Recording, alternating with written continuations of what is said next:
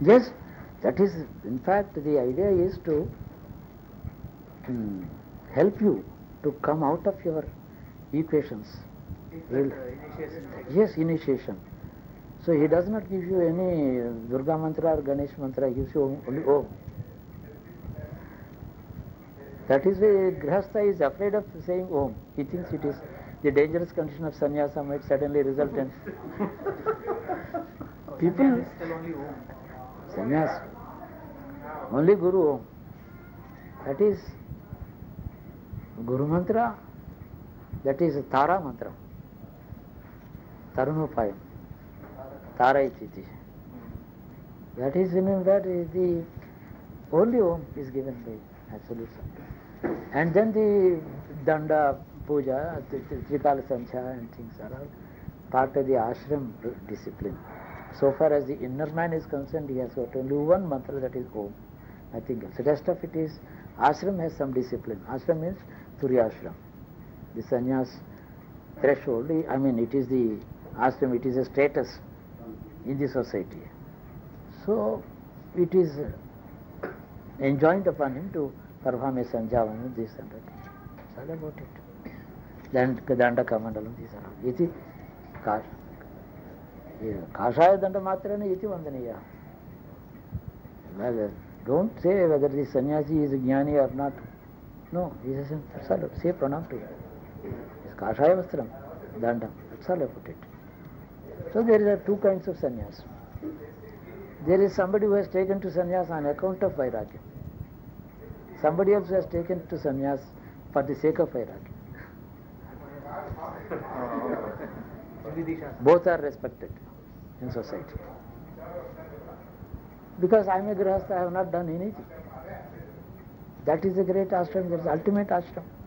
So every grihastha is bound to respect him. Not for the sake of sannyasi to protect him and all that. Nobody protects him for his own sake. Even charity for my sake. If I donated 10 rupees for somebody, it's not for that somebody's sake, for my sake.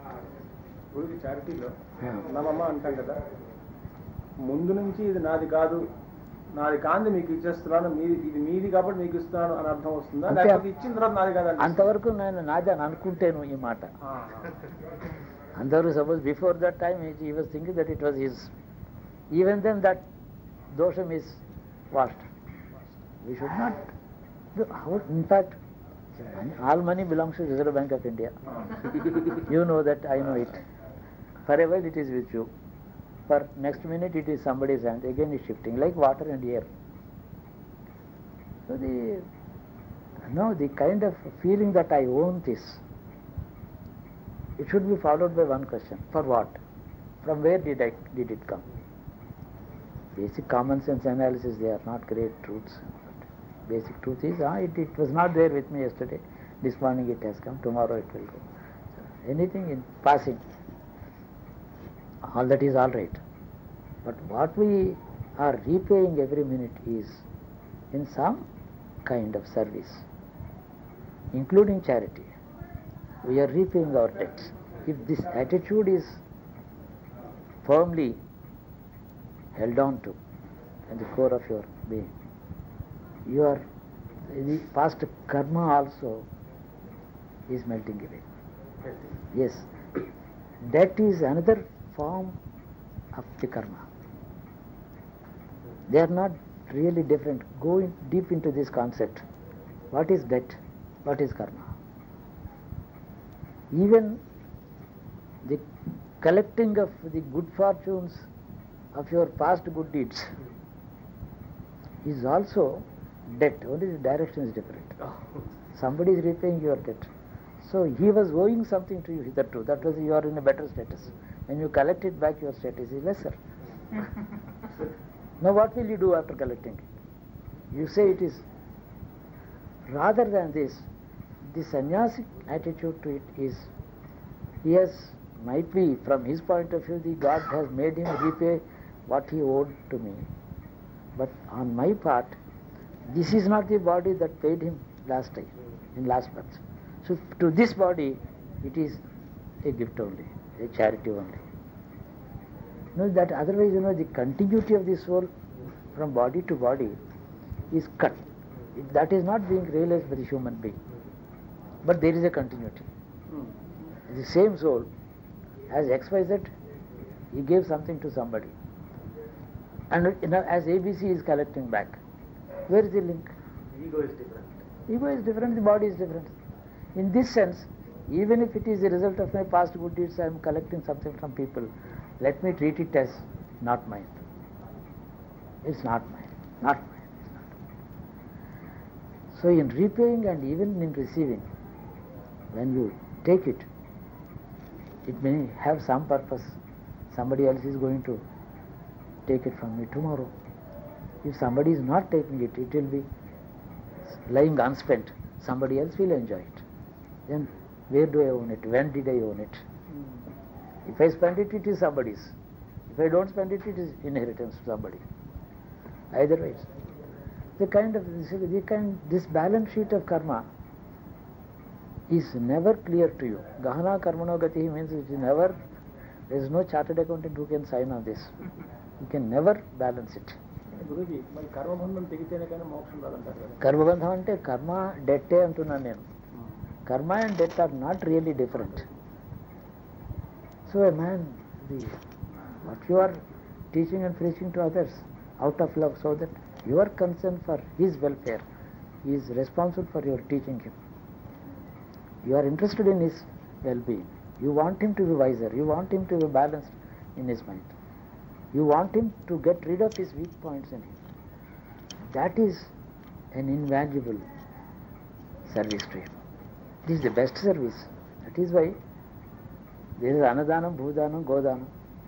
Vidyadanam is the greatest, they said. Vidya is unexpendable. It stays with him. It improves his lot. But this Vidyadanam from a sannyasi is the greatest repayment of the debt to the whole society. Charity can be only to one or two people. Today charity has lost its very meaning in the Indian sense. We have institutionalized it, charitable trust and all that. Bali was not having a charitable trust. Karna did not have a charitable trust registered. Only individual was charitable. People whosoever needed something, they could come and ask for it, take it. That's all. Two things remain incomplete. Talking about Guru's love. Guru's love is always keeping you in his heart, in his non-attachment state of mind. In a state of non-attachment, he is loving you. That is what is not repayable, not necessary to repay for that love. Back to Guru. Not necessary by the disciple. You don't have to repay anything to him because he is not attached to you. He loves you. Like the sun is giving his shine to you, you can never repay. He is not shining for your sake, it is shining on his own nature. So Guru's love should be Pure love is pure love. Otherwise you will be much more indebted to him than anybody else. Can you ever repay the debt of a Guru? For all the love and the care and that he thinks of you, you can never repay. Can offer your head, still it is. Therefore, Guru's love is such that it is non-repayable, not necessary to repay, never expected to be repaid by anyone because it is impossible to repay. That is the spirit of his non-attachment. Non-attachment. But actually that gratitude which the disciple has Yes. will make him Then work more that and is more why for the sake of the Guru. that is why you would say, if you are a separate individual, there is a transaction. If you are part of him, it is nothing that you pay. Your very identification with him is such that he is not different from you. I am his, I am part of him. So that I don't have to. How can left hand pay right to the something? గురు సేవ Gurudev work చేయడం ఇవన్నీ మన attitude కోసం An attitude kosane. ఇదే సాధన. I mean, if a guru starts expecting anything, it is horrible. Because it is a test to you. The story of Utanka. Utanka became very old. Wonderful. Wonderful Guru. No, Guruji, story చెప్పండి Guruji. Udanka story, I think it's in Puranas, you might have gone through it. In fact, the idea is, he had many disciples. People used to come, stay 10 years, 12 years, 15 years and go.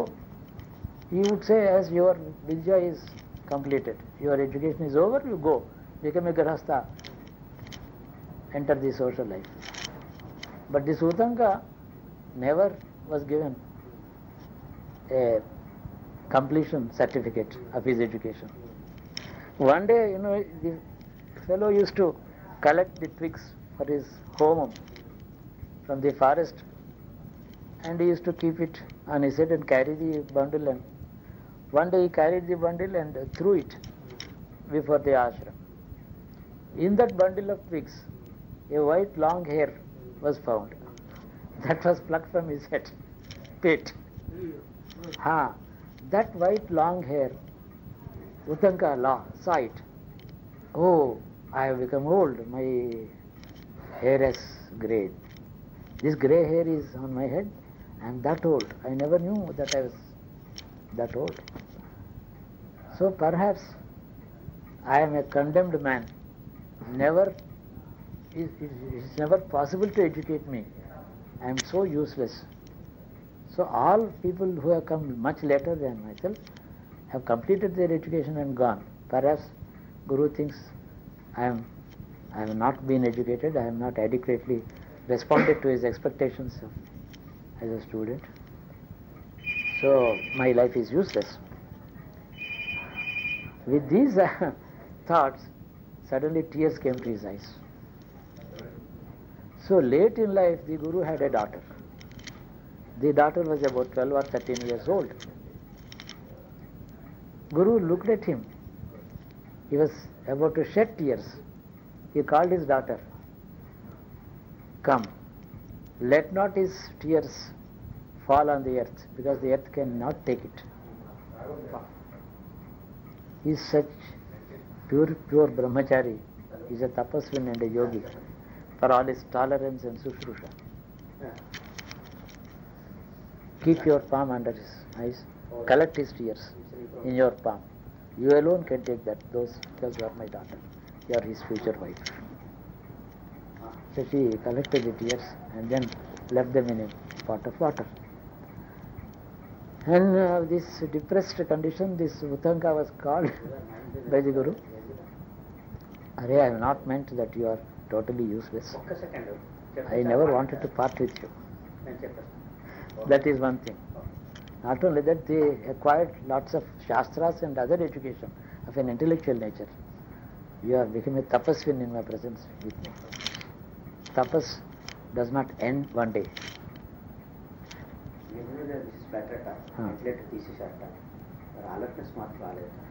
Full consciousness.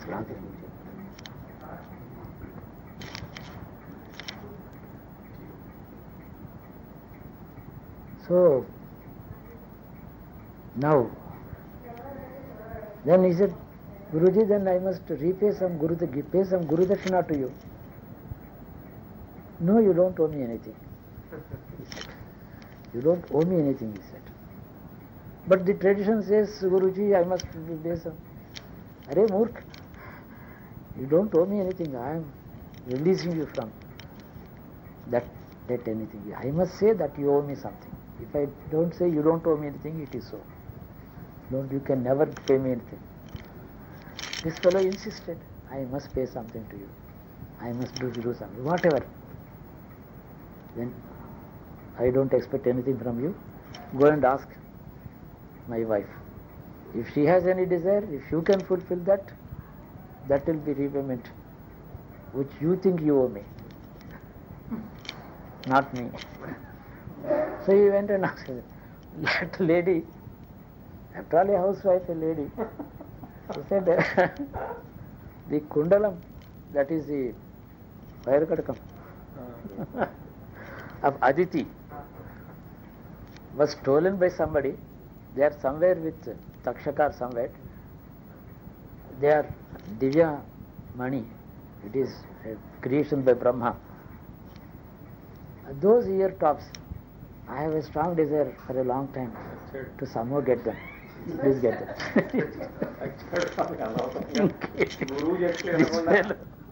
This fellow put his head into this dirty hole.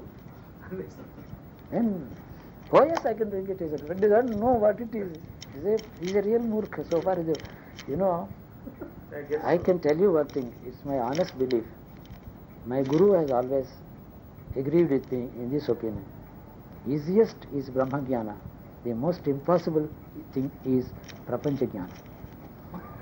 Think of it. Meditate or think of it. You can never understand this complex universe. Only God can understand. Brahmagyana is nothing. Cessation of all equations. Only your Brahmagyana. That is why God has made moksha is the easiest attainable. People don't think I am talking truth, but the absolute truth is coming from my core.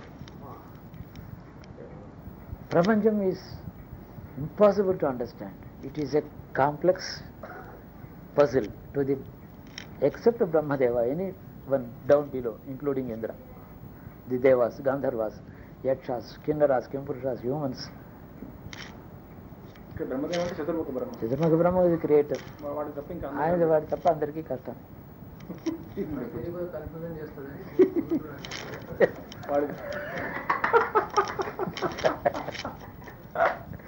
So, what is the use of Brahma knowing it? He can't tell you. He can't make a second person know about it. Even Narada, he knows only Vishnu. He knows all this is Maya, therefore he doesn't analyze it. So the whole thing is dismissed in one word, Maya. So Maya means that something that is incomprehensible, which defies analysis and synthesis, which defines a definition, that is Maya. What is not otherwise definable is Maya. And for the scientist and for the astronomer, astrologer, there is... And Brahman is defined as indefinable. Indefinable. So it's easy. Uttanga, this fellow, he went out. Then Guru said, Arey Murkh, you have placed yourself in a dirty situation. Now I must be worried about your security. No, he said, he asked his wife, you gave him such a tough task, he is all through in a peril. So I must retire into my room, sit in tapas till he comes back. Don't disturb. And he went out, walked. He has no direction. He starts walking in the jungle for Aditi's Kundalam without knowing the address, without knowing where to go. And he went there. Then he saw a deserted city. No one was living in the city. It's a large city capable of housing 1 million people. All houses are deserted. He thought this should be the address of that Aditi. And then immediately somebody appeared as a Brahma Rakshas and said, I am hungry. First thing is, I should eat you. Then he looked at him. That aura of his Guru's grace was visible on him. Who are you? You are protected by a Brahmagyani, Maharshi. So, I don't want to kill you. And I am so and so. I was the king of this kingdom.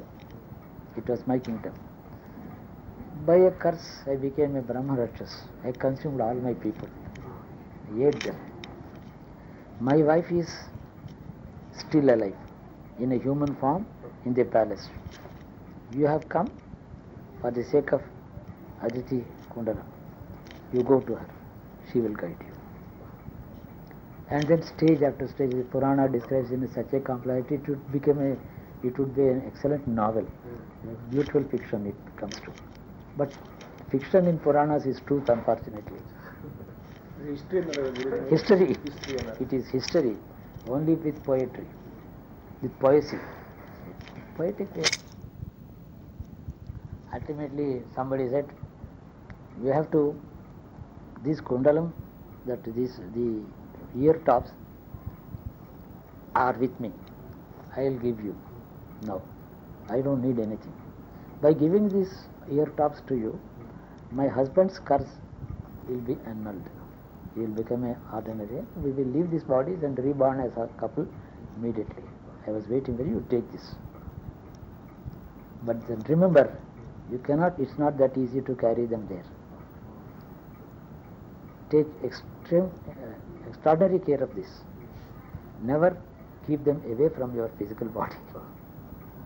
This fool of a Brahmin started walking back, he started, and this Sanjavandana is in obsession with him. Sanjavandana is a Brahmin. The moment he saw that sun is setting, he thought, I must do Sanjavandana. Then he went to a stream. And meanwhile, he put this on a tree branch. Suddenly, the Takshaka, the Nagaraja from Patalam, has been waiting for this. He was not able to go to that lady because she is Mahapativrata. She was very powerful like Anasuya. He could not reach. So immediately stole them, went into Patalam. Then, like, he finished his Sanjavandana, it was gone. And what he would say, normally a Brahmin would only pray to Agnihotra. Hey Agni, come on, I am in a difficulty, where to go? Agni said, you pray to Indra. Indra and Agni presented themselves. Look, here is a horse. This Takshaka has stolen this. You go to Patalam. They are there. It's a very dangerous area. But you think of your Guru, he is protecting you. Sit on this horse. It will take you to Patalam. So, he took the horse. It's a divine horse. It took him to Patalam. There he started. Then the Purana describes in a symbolic way the seasonal cycle. 6 women were weaving a cloth of 2 kinds, black and white. So something like that is symbolic of seasons and all that. All this, the meaning of it is given to him by the Guru when he returns. It's a very detailed, long story. Takshaka gave him the kondalam, somehow he came back and gave it. I mean, this is the story. Idea is Guru discharges the disciple from his debt because he doesn't own him, or he thinks he is part of him. Owning something is treating somebody as different from you. The father owns his son. They expect service in old age.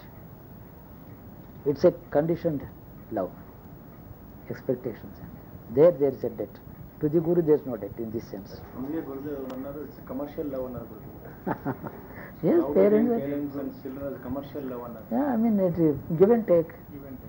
The Guru thinks of the disciple as Part of him. Yes, part of He is an extension of myself. That extension is part of your being. So that kind of a love is not repayable, not returnable. That is an ideal Guru. And the Guru should not continue to be present with the disciple. When the ultimate moment comes, the Jivatma in the Shishya is facing only the divinity, the God. It doesn't come in between. He withdraws himself. The Guru vanishes. He knows when not to be present anywhere around. That is why the Shishya is taken, another soul is taken to the God and left there. Guruji, this moment, occultists describe this as a momentary existence of fear. At that moment where Guru vanishes, he is not at end experience, and whole world disappeared, not experienced of God, and he is alone. That kind of fearful state will pass out. That is a sankatam, that they call it. Sankata Kshanavadi. That in other words, Sankata Kshanavadi is only Kshanavadi. Because suddenly transformation, the world consciousness, the world, everything vanishes, is before the God. It happens. But taking the individual, leaving him with the God, why should he be present? He should not be standing before him, but he should be behind him, not to be seen. Before you, you can see a kilometer.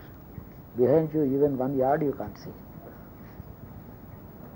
It's better to be behind you. supporting you, allowing you to proceed, protecting you, and standing before you is a different thing. Guru Parampara of many kinds. There is Shakta Gurus, there are Brahmajnana Gurus, there are Shastra Gurus. A Guru is in that ultimate definition of Andhakara. Can we say like this? It is always better to be in association with the Brahmajnani, Jivan Mukta Purusha, Jivan Mukta, than yes. aiming for the God's destiny. Yes, Jivan Mukta is a short-lived existence in physical form. Yeah, na? Ante kada. Then you identify his physical form and a name and all that. It vanishes. You are not able to identify the Brahma Jnana in him. So it is necessary to forget the form and name of the Guru over a time, after a time. His Jnana alone is your Guru, not his form. So therefore, in that sense, Guru is a concept and not an individual. But that you mentioned attitude is sadhana. Attitude is sadhana, yes. How to, visualize or think of Guru's jnana as Guru's? No, there is no question of thinking. He is there with you all the time. You are never without him. So your attitude is helped by him indirectly from within. You don't have to apply to him every time. The purity in oneself is the Guru. Yes, purity. He is pure love. And that is the Guru. That is the Guru. Pure concern for you, love. Guruji, though Gurus disappear, and the same universal consciousness appears if required in that form, name and form, materializing. You know, how does the Guru look at himself is the question. There all the doubts are clear. He thinks there is only one truth in the entire creation. That is the God. The souls are meant to be saved by him. It is his sankalpa. Meant to be Saved saved. by the God. So God's own sankalpa is working everywhere in the elevation of a soul and deliverance. So I am nimitta matram, I am nobody. If he thinks that he is the doer, he is not the Guru. All things are done at the behest and the sankalpa of the God. It is God's own intention that the souls must be freed from bondage. That sankalpa is working. Everything else is nominal. It is not the most immediate cause or remote cause. No. The cause and the effect is only one thing, that is God's own intention in creating the universe. So, it is his intention that I am nimitta matram. Like the money order money is paid to you by the postman. All real Gurus have this attitude. And why are they interacting with this Shishya as though he is another individual? It's what is expected from the Guru by him is given to them.